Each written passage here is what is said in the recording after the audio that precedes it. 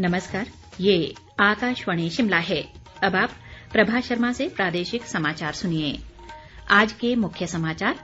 मुख्यमंत्री जयराम ठाकुर ने कहा, राज्य सरकार ने पिछले 3 वर्ष में शुरू की कई कल्याणकारी और विकास परियोजनाएं। राज्यपाल बंडारू दत्तात्रेय ने पर्यावरण संरक्षण को एनएसएस गतिविधियों का हिस्सा बनाने पर दिया बल। कोविड-19 से बचाव में जुटे प्रथम पंक्ति के कर्मियों के लिए टीकाकरण का दूसरा चरण कल से होगा शुरू। और प्रदेश में अब तक 56,551 लोग कोरोना संक्रमण से हुए स्वस्थ, सक्रिय मामलों में गिरावट जारी। कोविड-19 महामारी के खिलाफ देश एकजुट होकर लड़ रहा है। आप भी हमारे साथ सुरक्षा और बचाव के 3 आसान एहतियाती उपायों का संकल्प लें। कोविड-19 से बचाव और सुरक्षित रहने के 3 उपाय। मास्क लगाएं, 2 गज दूरी है जरूरी, सुरक्षित दूरी रखें, हाथ और मुंह साफ रखें। अब समाचार विस्तार से। मुख्यमंत्री जयराम ठाकुर ने कहा है कि राज्य सरकार ने पिछले 3 वर्षों में कई कल्याणकारी और विकासात्मक योजनाएं शुरू की हैं। शिमला में आज विधायक प्राथमिकता बैठक के दौरान उन्होंने कहा कि सरकार ने ये सुनिश्चित किया है कि विधायकों की विकासात्मक आकांक्षाओं के अनुरूप नीतियां और कार्यक्रम तैयार किए जाएं। जयराम ठाकुर ने कहा कि अधिकतर विकासात्मक कार्यों की डीपीआर में देरी फॉरेस्ट क्लीयरेंस की वजह से होती है, जिसे गति देने के लिए सरकार प्रयासरत है।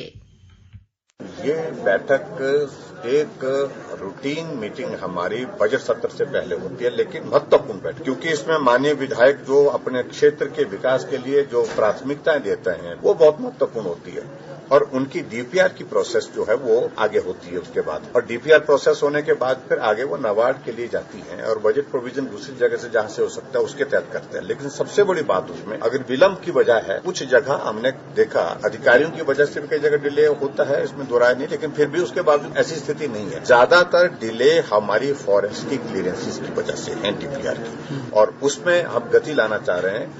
मुख्यमंत्री ने बताया कि नाबार्ड के तहत विधायक प्राथमिकताओं के लिए इस वर्ष करीब 926 करोड़ रुपए की 251 परियोजनाएं स्वीकृत की गई हैं।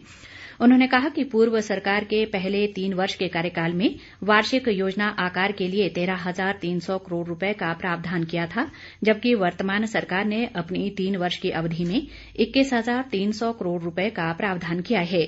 उद्योग मंत्री बिक्रम सिंह, वन मंत्री राकेश पठानिया और योजना बोर्ड के उपाध्यक्ष रमेश धवाला भी बैठक में मौजूद रहे।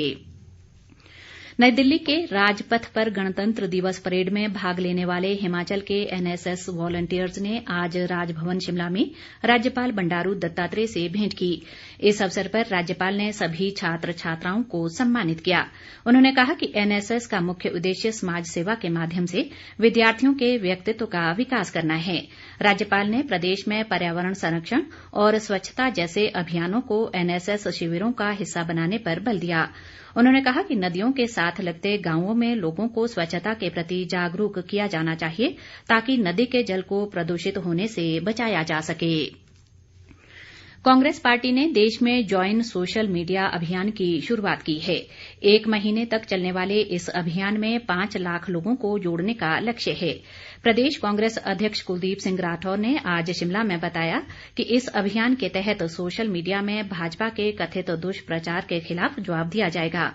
पार्टी प्रभारी राजीव शुक्ला ने नई दिल्ली से वर्चुअल माध्यम से बताया कि इसके लिए टोल फ्री नंबर और वेबसाइट बनाई गई है, जिसके तहत लोगों को जोड़ने का काम किया जाएगा। उत्तराखंड के चमोली में ग्लेशियर टूटने की घटना के बाद किन्नौर जिले में अलर्ट घोषित किया गया है। उपायुक्त हेमराज बैरवा ने बताया कि किन्नौर जिला पहले ही 2 बार इस तरह की त्रासदी झेल चुका है। उन्होंने लोगों से ऐसे हादसों से निपटने के लिए तैयार रहने और सतलुज नदी के किनारे न जाने की सलाह दी है। प्रदेश के विभिन्न जिलों में रविवार 14 फरवरी को पल्स पोलियो अभियान चलाया जाएगा। इसे लेकर स्वास्थ्य विभाग द्वारा तैयारियां की जा रही हैं। सिरमौर जिले में 5 वर्ष तक की आयु के 60,652 बच्चों को पोलियो खुराक पिलाई जाएगी। उपायुक्त आरके परूथी ने आज नाहन में बताया कि पोलियो अभियान को सुचारू रूप से चलाने के लिए जिले में 538 पोलियो बूथ स्थापित किए गए हैं। इसी तरह मंडी जिले में करीब 76,000 बच्चों को खुराक पिलाने का लक्ष्य है। इसके लिए जिले में 1,104 बूथ स्थापित किए गए हैं। प्रदेश में कोविड-19 से बचाव में जुटे प्रथम पंक्ति के कार्यकर्ताओं के लिए कल 10 फरवरी से टीकाकरण का दूसरा दौर शुरू होगा।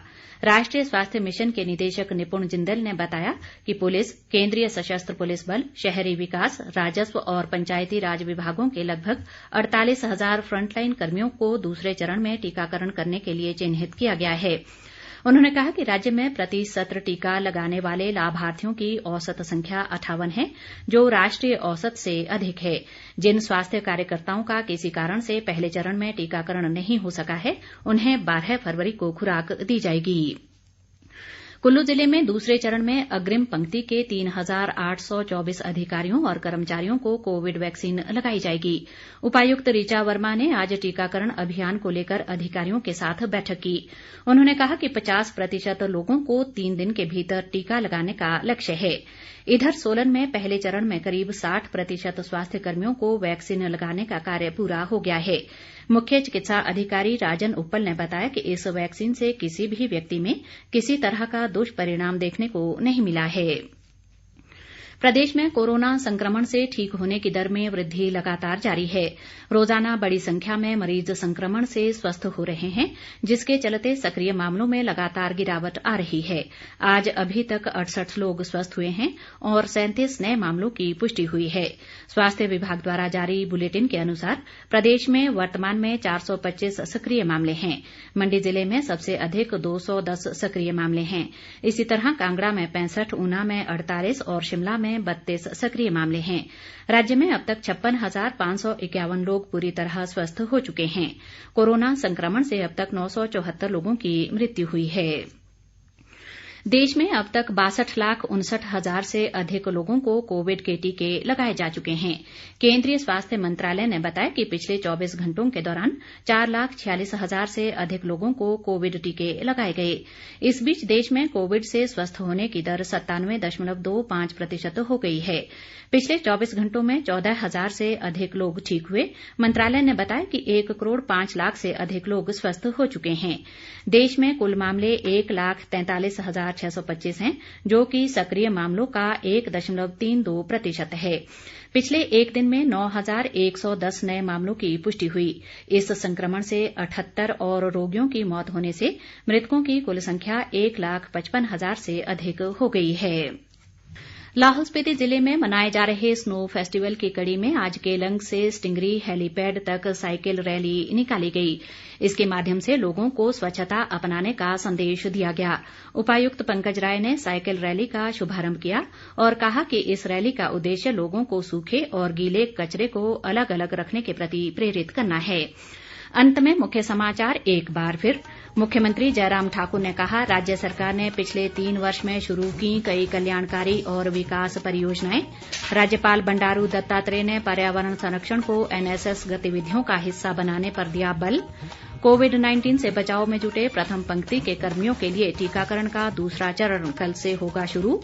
और प्रदेश में अब तक 56,551 लोग कोरोना संक्रमण से हुए स्वस्थ। सक्रिय मामलों में गिरावट जारी। इसी के साथ ये समाचार बुलेटिन समाप्त हुआ। नमस्कार।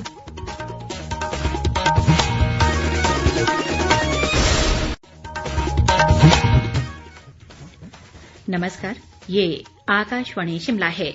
अब आप प्रभा शर्मा से प्रादेशिक समाचार सुनिए। आज के मुख्य समाचार। मुख्यमंत्री